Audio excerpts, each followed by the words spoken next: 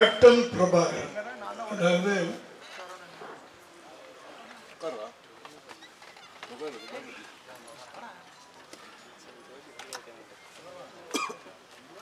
விஜயகாந்த் அவர்களுடைய 100வது படம். பொதுவாக நடிகர்களுக்கு இந்த 100வது படம் ரொம்ப ரிஸ்காக இருக்கும். சிலருக்கு அமையாது சரியா. ஆனால் விஜயகாந்த் அவர்களுக்கு ஒரு மிகப்பெரிய வெற்றி படமாக அமைச்சது. அதாவது ஒவ்வொரு நடிகனுக்கும் ஒரு ஆரம்பம், ஒரு படிக்கட்டா இருக்கும். இந்த படம் அடுத்த கட்டத்துக்கு அவர் தூக்கி போகும், இந்த படம் அடுத்த கட்டத்துக்கு தூக்கி போகும். அப்படி அமைஞ்சதுதான் முதல்ல சட்டபுரீட்டரை, அப்புறம் சாட்சி அவரை நிலைநிறுத்திச்சு. அதுக்கு பிறகு வந்த இயக்குனர்களில் சில படங்கள் அடுத்த கட்டத்துக்கு அப்படியே தூக்கிட்டு போச்சு. இந்த படத்துல தான் கேப்டன் அப்படின்னு இன்னைக்கு வரைக்கும் அவர் பேரே மாறி போச்சு. அது இந்த படத்துக்கு ஜென்ரலாக நான் விஜயகாந்த் நடித்து மற்றவங்க டைரக்ட் பண்ணுற படத்தை நான் ஒரு முறை தான் பார்ப்பேன். நான் ஆனால் இந்த படத்தை 3 தடவை பார்த்துருக்கேன். அப்படியாப்பட்ட ஒரு மேக்கிங். இதில் வசனங்கள் லியாகத்தரிகா மேடையில் இருக்கிறதா இல்லைன்னு தெரியும், ரொம்ப நல்லா இருக்கும். ரொம்ப யதார்த்தமாக, அதே நேரத்தில் பவர்ஃபுல்லாக இருக்கும். அடுத்து பாடல்கள் எடுத்துக்கிட்டிங்கன்னா அத்தனை பாடல்களையும் விட்டு சார் இந்த படத்தில். அப்படி கமர்ஷியலான ஒரு படத்தை, அதான் இயக்குனர்கள் ஒரு நடிகரை தூக்கிட்டே போவாங்க நல்ல இயக்குனர்கள் கிடைக்கும்போது. அப்படி விஜயகாந்த் கிடைத்த ஒரு நல்ல பெரிய ஒரு மறக்க முடியாத இயக்குனர்கள் ஒருத்தர் செல்வமணி சார்.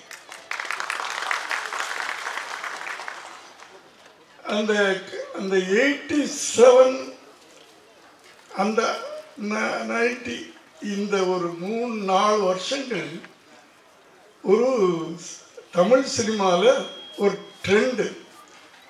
டிஎஃப்டி டைரக்டர்ஸ்லாம் உள்ளே வந்தாங்க, பயங்கரமான சக்ஸஸ்லாம் கொடுத்தாங்க. ஆனால் என்னென்னா தயாரிப்பாளர்கள்லாம் பயந்துட்டாங்க, அவங்க வைக்கிற செலவுகளை எல்லாம் பார்த்துட்டு. ஆனால் டிஎஃப்டி படிச்சுட்டு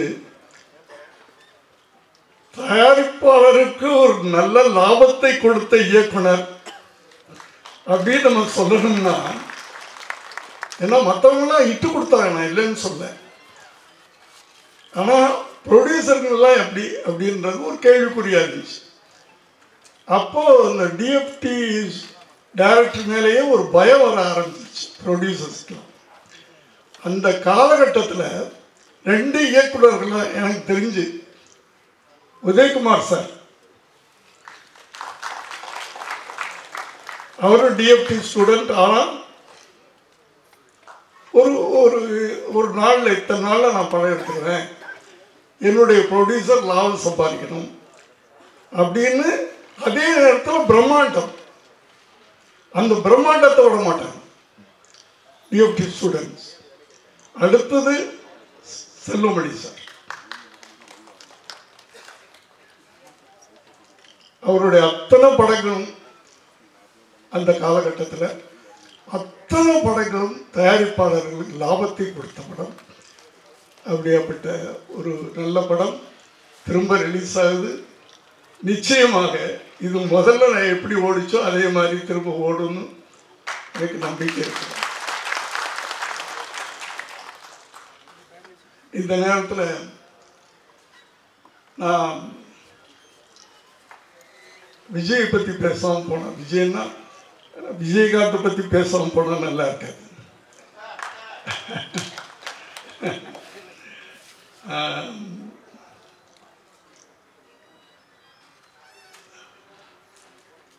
ஏன்னா விஜயகாந்த் வந்து மற்ற இயக்குநர்களை எல்லாம் பேரை சொல்லி கூப்பிடுவார். என்ன மட்டும் டைரக்டர் சார். அதாவது அது வந்து அந்த மரியாதை, நன்றி. அதாவது நன்றி நன்றி அப்படின்னா என்ன அர்த்தம் அப்படின்னா விஜயகாந்த்.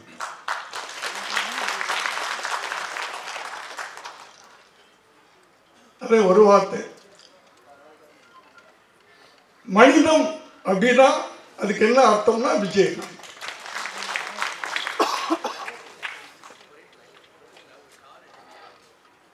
சட்டம் ஒரு இருட்டறையில் எப்படி என்கிட்ட நடந்துக்கிட்டாரோ அதே மாதிரி தான் அவங்க சொன்ன மாதிரி 18வது படம் பெரியண்ணா அதிலே அப்படித்தான் நடந்துக்கிட்டார். இத்தனை வருஷம் கழிச்சு எவ்வளோ பெரிய வெற்றிகள்லாம் கொடுத்துட்டு பெரிய பெரிய படங்கள்லாம் பெரிய பெரிய இயக்குநர்கள்ட்ட எல்லாம் நடிச்சுட்டு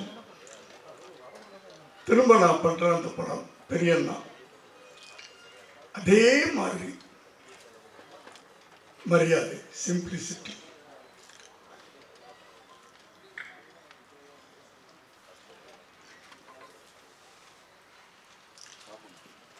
நன்றி அப்படின்றது வந்து சாதாரணமான நன்றி இல்லை சார்.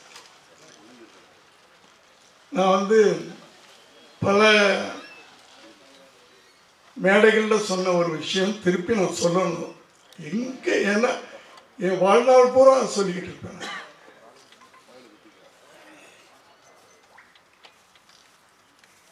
என்னுடைய மகன் உங்களுக்கெல்லாம் தெரியும், விஜய் அவருடைய முதல் படம்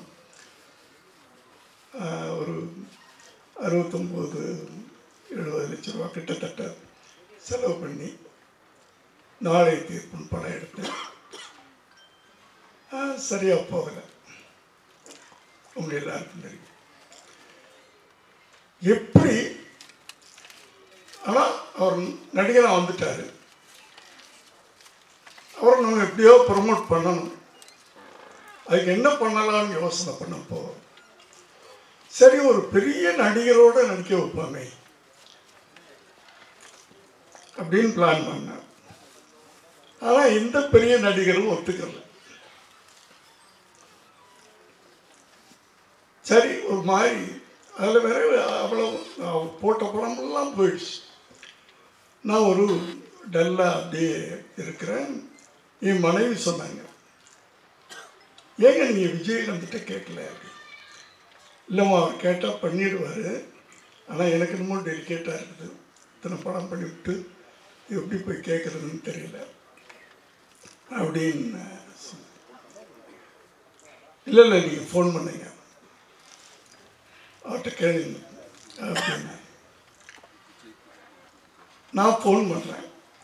எப்போவுமே இப்போ நான் பேசுகிறேன்னா உடனே அவர் எல்லா டைரக்டர்ஸையும் ஒரே மாதிரி தான் பிஹேவ் பண்ணுவார். எல்லாத்துட்டையும் பெரிய பெரிய டைரக்டர் சின்ன டைரக்டர்லாம் கிடையாது.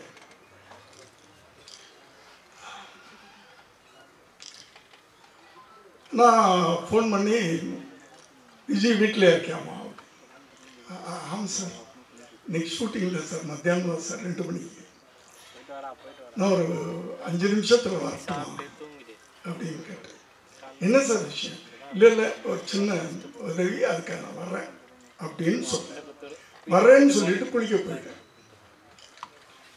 குளிச்சுட்டு நான் வெளியே வர்றேன், என் பெட்ரூமில் உட்காந்துருக்கேன்.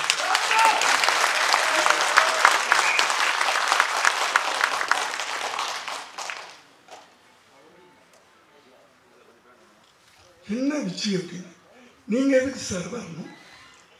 நீங்கள் பேசும்போது ஒரு உதவின்னு கேட்ட மாதிரி எனக்கு காதல் விழுந்துச்சு. உதவி கேட்டு நீங்கள் என் வீட்டுக்கு வரக்கூடாது சார்.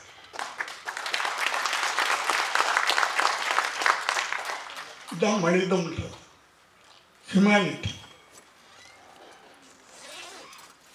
என்ன சார் பண்ணணும், என்ன வேணும் கேட்டேன்.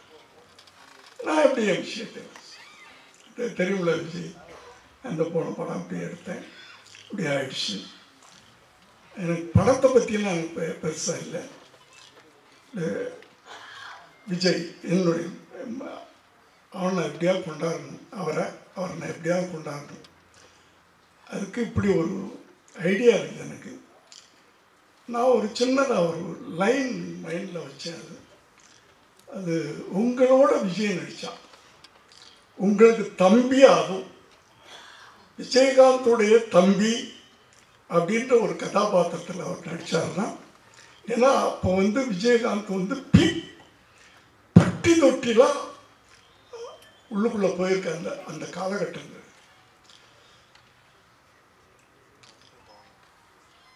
நான் சொல்லிக்கிட்டே இருக்கிறேன். இப்போ நீங்கள் நடிச்சு எப்போ எப்போ எப்போ எப்போ எப்போ பிளான் பண்ணுறீங்க? நான் சொல்லி முடிக்கல. எப்போ பிளான் பண்ணுறீங்க சார்? அது உங்களை பொறுத்த. உங்களுக்கு நான் என்னைக்காவது நான் டேட் சொல்லியிருக்கிறேன். 18 படத்துலையும் அவர் எனக்கு டேட் சொல்ல மாட்டார், நான் தான் டேட் சொல்கிறேன். அடுத்தது அவருக்கு படம் பண்ணணுன்னா முதல்ல ராவுத்தரை பாருங்கன்னு சொல்லுவார்.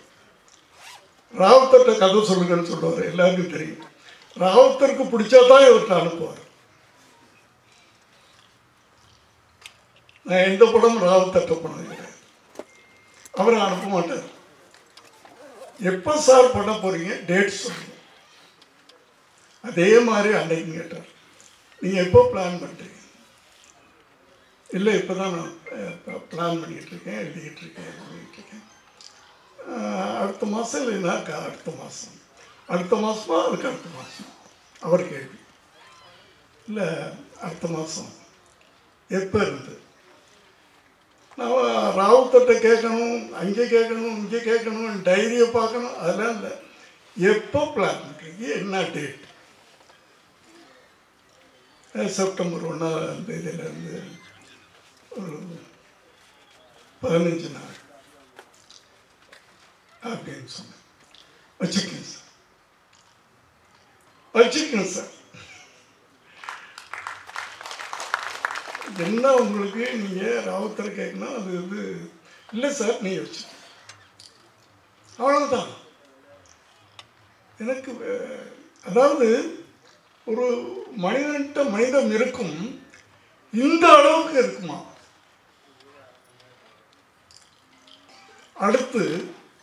அடுத்த நாளே 1 லட்ச ரூபா எடுத்துட்டு வீட்டுக்கு போகிறேன். காலையில் அவர் ஷூட்டிங் கிளப்புறதுக்கு முன்னாடி ஒரு கவரில் போட்டுக்கிட்டு போய் விஜய், என்ன சார் இது? இல்லை, ஒரு அட்வான்ஸ். இந்த படம் நான் பணம் வாங்க மாட்டேன் சார், தயவு பண்ணி. நான் உங்களுக்கு உதவின்னு கேட்டீங்க, நான் படம் பண்ணுறேன், அவ்வளோதான். நீங்கள் எதுவுமே பேசக்கூடாது, நீங்கள் போங்க. அந்த டேட்டுக்கு நான் வருவேன். பொள்ளாச்சியில் ஷூட்டிங். அப்போல்லாம் பொள்ளாச்சி இன்னொரு ஸ்டுடியோ மாதிரி இதில் காலகட்டங்கள். 15 நாள்ன்றது இன்னும் 2 நாள் எக்ஸ்டெண்ட் ஆகும். 17 நாள் ஷூட்டிங் முடிச்சுட்டு போயிட்டார். அதில் அந்த படத்தில் இன்னொரு பெரிய, நீங்கள்லாம் பார்த்துருக்க மாட்டீங்க இந்த ஜென்ரேஷன்லாம், செந்தூர பாண்டி. அதில் விஜயகாந்த் ஒரு பெரிய ஆக்ஷன் ஹீரோவாக உருவாயிட்டார். நான் பார்த்தீங்கன்னா ஜென்ரலாகவே எனக்கு இந்த தப்பு நடந்தால் கோபம் வரும். ரோட்டில் போய் நானே ஏன்டா இப்படி பண்ணுறீங்கன்னு சொல்லிவிட்டு அவங்களுக்கு தீர்த்து வைப்பேன், இல்லைன்னா அடி வாங்கிட்டு வரேன். ஏதோ ஒன்று நடக்கும். அது அரசியலில் தப்பு நடந்தாலும் கோபம் வரும், சமுதாயத்தில் தப்பு நடந்தாலும் கோபம் வரும். இந்த கோபத்தையெல்லாம் எப்படி கொட்டுறது? சினிமா மூலமாக தான் நான் கொட்டினேன். ஆனால் அதுக்கு ஒரு பவர்ஃபுல்லான ஒரு ஹீரோ வேணும். அது விஜயகாந்த் கிடைச்சார். அதனால தான் சொன்னாங்கள்ல, நான் 18 படம் பண்ணேன்னு. நான் எந்த ஹீரோட்டையும் போகலை, கால்ஷீட்டே கேட்கறது இல்லை. கதையை ரெடி பண்ணுவேன், என் கோபத்தையெல்லாம் அவர் மூலமாக தான் கொட்டினேன் நான் படங்கள்.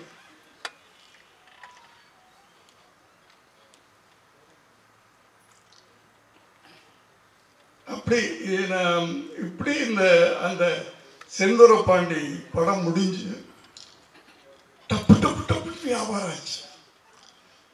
எனக்கு ஒரு பெரிய லாபம் வந்துச்சு.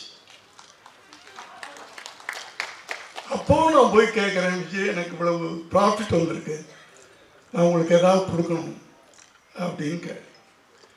இல்லை சார், நான் வாங்க மாட்டேன், பணம் வாங்க மாட்டேன்னு சொல்லிட்டேன்னா வாங்க மாட்டேன் அப்படின்ட்டார். எனக்கு உறுத்தலாக இருந்துச்சு. என்னடா அவரை வச்சு ஒரு படம் பண்ணி இவ்வளவு நம்ம பணம் சம்பாதிச்சிருக்கிறோம், வாங்க மாட்டேன்னு சொல்கிறாரு, என்ன பண்ணலாம் அப்படின்னு யோசனை பண்ணிட்டு இருக்கும்போது அவர் வீட்டுக்கு பக்கத்து லேண்டு என் லேண்டு. இதை ரொம்ப நாளாக கேட்டுக்கிட்டு இருந்தார்.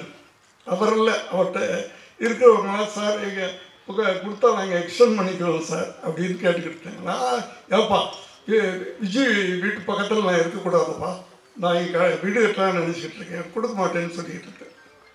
ஆனால் இப்போ என்ன பண்ணேன்னா, அவர் பணம் வாங்க மாட்டேன்னு சொல்லிட்டாரா, நான் நேராக ரிஜிஸ்டர் ஆஃபீஸ், அப்போதான் விற்கிறவங்க மட்டும் ஒரு ரிஜிஸ்டர் ஆஃபீஸ் போனால் போதும், வாங்குறவங்க போக வேண்டிய தேவையில்லை. அவர் பேரில் ரிஜிஸ்டர் பண்ணி பத்திரத்துக்கு போய் கொடுத்து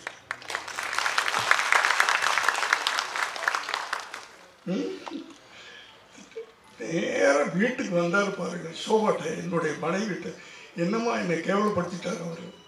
சார், நான் உதவின்னு கேட்டால் நான் உதவி பண்ணிட்டேன், அதுக்கு போய் நான் பணம் வாங்கக்கூடாதுன்னு தான் நினச்சேன். நான் சொன்னேன், பணம் கொடுக்கலையே, நான் பணமாக கொடுக்கலையே, அவனுக்கு பணம் கொடுத்தா தானே.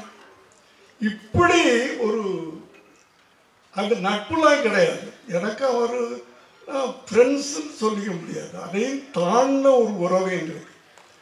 அவர் இருந்த வரைக்கும் அவர் மனசில் எனக்கு ஒரு தனி இடம் இருந்துச்சு, ஒரு தனி இடம். அப்படியாப்பட்டவர். நான்லாம் ஷூட்டிங்கில் எப்படி இருப்போம், நான் சொன்னாங்களே யாரோ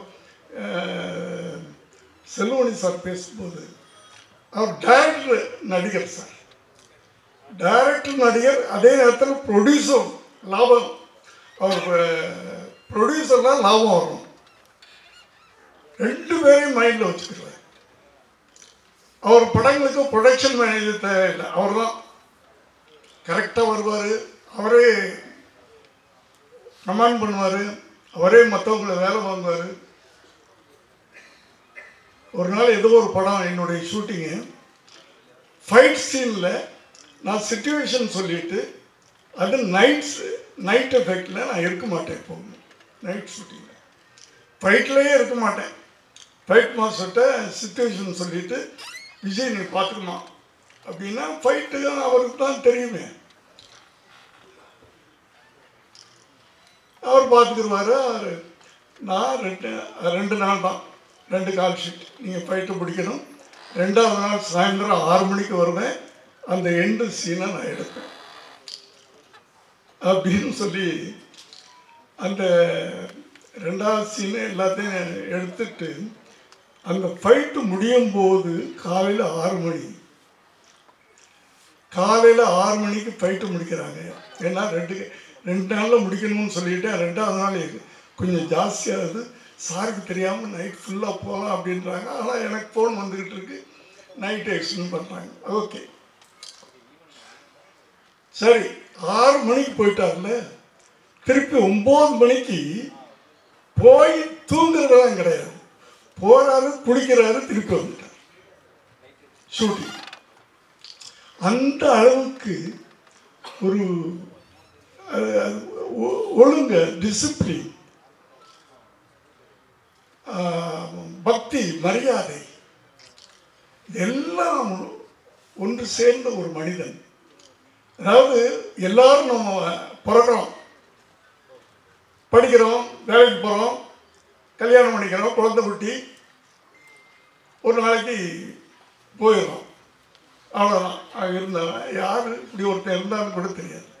ஆனால் விஜயகாந்த் மறைந்த பிறகும் இன்னும் வாழ்ந்து கொண்டிருக்கிறார்